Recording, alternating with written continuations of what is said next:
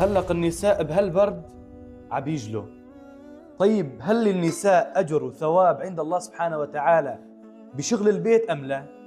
يعني المرأة ما شاء الله عبتجلي وبهالبرد أو عبتشطف أو عبتكنس أو أي شيء يعني بهالبيت، إلها أجر وثواب عند الله سبحانه وتعالى أم لا؟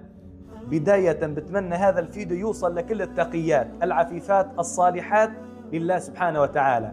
اسمعوا هذه البشارة من سيدنا محمد عليه الصلاة والسلام. كما روى سيدنا أنس رضي الله عنه وأرضاه، نساء جاءوا إلى النبي عليه الصلاة والسلام قالوا: يا رسول الله، يعني الرجال بيطلعوا بيجاهدوا في سبيل الله، طيب نحن ما بنحسن نطلع من جهد في سبيل الله، يريدوا عمل يقابل الجهاد في سبيل الله. فأشار لهم النبي عليه الصلاة والسلام العمل في بيوتهن.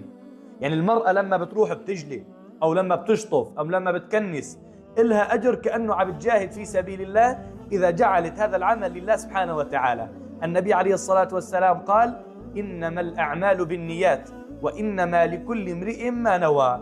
فالمرأة لما عم تجلي أو لما عم تشطف أو لما عم تكنس تنوي هذا العمل لله سبحانه وتعالى، إلها أجر وثواب عند الله سبحانه وتعالى كأنه عم تجاهد في سبيل الله. جزاكم الله كل خير. بتمنى أن الجميع يشارك هذا الفيديو في كل مكان. الدال على الخير كفاعله. لنا ولكم الأجر والثواب عند الله سبحانه وتعالى. والسلام عليكم ورحمة الله تعالى وبركاته.